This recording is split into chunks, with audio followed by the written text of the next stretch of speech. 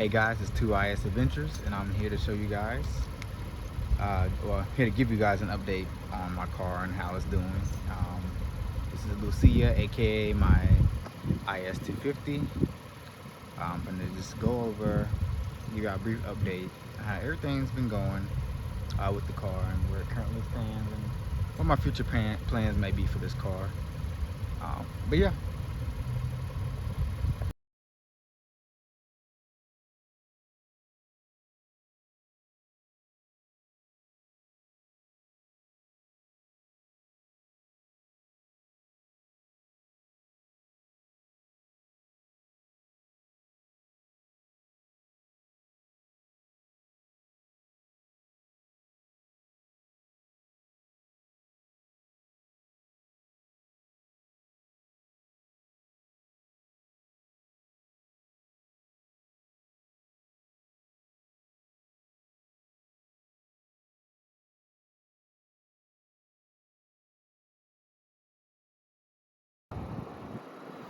But yeah, it's been I can't believe it's about to be a year since I owned this vehicle.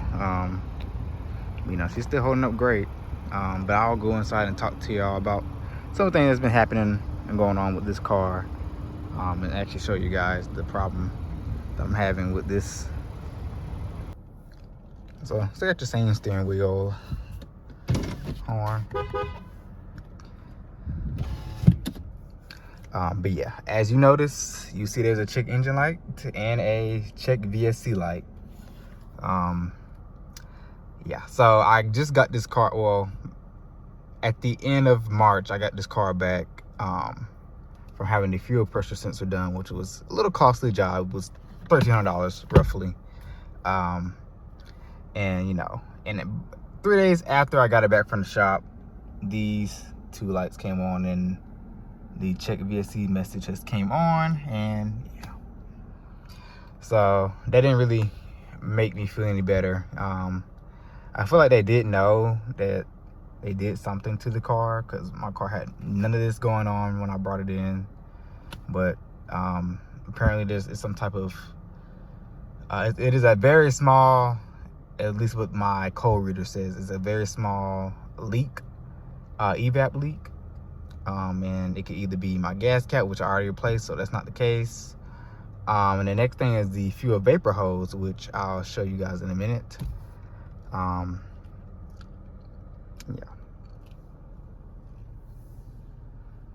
But yeah, interior is still solid. Steering wheel's peeling a little bit more.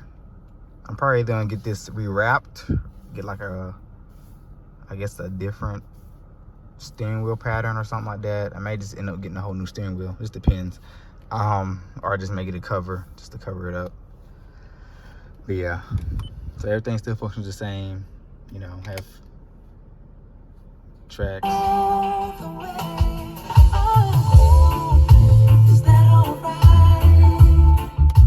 Cut that down so I don't want to copyright it, but stereo still sounds fantastic. 14 speaker Lexus Premium sound system. Excuse me, 13 speaker Lexus Premium audio system, which is made by Pioneer. Many people don't know that Lexus sources Pioneer for their bass speakers, but they do, and that's why they sound so good, especially the older ones. In my opinion, fantastic. It's better than more than what I need, honestly. I did get a new dash cam, pretty nice. Everything's still LED from the last video. But yeah, let me go ahead and show you guys what could be my culprit, which I think it is personally, but from the signs and everything, I think it is. I'll pop the hood and show you guys real fast. So excuse the noise, but it is this hose. Oh no, excuse me. This hose right here that needs to be replaced. As you can see, it's cracking and leaking and, you know, whatever. So I'm gonna replace that hose and then reset it, and hopefully I can get rid of that code, because I am tired of driving around with the check engine light on, and it's not really a major problem with the vehicle, so you know. But other than that, shit's been fine. But yeah, guys, I do plan on getting some more wheels. The ones I have now are okay, but the previous owners, this car only had 2 previous owners, but they have been curved. Some of it is actually deteriorating right there. This is like kind of scuffed. I don't know what that is. But also I did change my fog lights to LED switchbacks, which is why this is kind of broke. I do need to get a new clip for this and a new rivet so this can stay in place. But right now it is kind of dangling.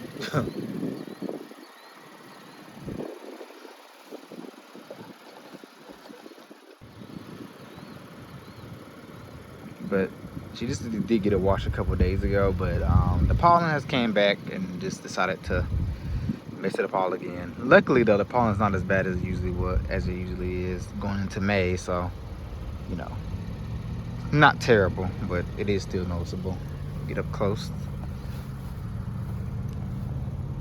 I am having a little problem with this bumper. It started back in January, or actually on New Year's Eve in 2022. I noticed my bumper was popped out like that, and I think a clip must have broke. I don't know, but sometimes I have to push it in, push the liner back in, and then it'll fit, and then it'll stay for a couple of days, and then I guess whenever it decides to pop back out, I just pop it back in.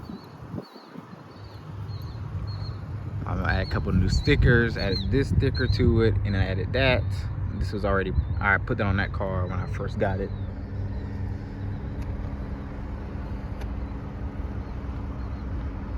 But yeah, let me show you guys the LED switchback fog lights that I have added to this car. So that's how they look. They match the Bond Xenon HIDs pretty well, I think. But as you can see, they're the white LED. And now they are a yellow LED, which I couldn't decide if I wanted yellow fog or white fog. So I just, and you know, someone told me about getting switchbacks, and I had to jump on it because I'm really, I was really indecisive about the whole white or yellow LED, whatever. I will say the yellow does not get used as much, but you know, I prefer to drive it on the whites to kind of match the rest of the, you know, the headlights. But I like this for, you know, for pictures, and if I want or need the contrast, or if I'm going through fog, then the yellow will actually be useful. So yep, but that is it. I did also add a K&N performance air filter. It actually did help this car, honestly, in my opinion. It feels more lively, quickens up the acceleration a little bit, I think, and it definitely makes this car feel like it has more torque now. So, you know, it did add a couple of ponies, so nothing mind-breaking or nothing mind-blowing, but you know, I feel like it is worth the $60 for the filter.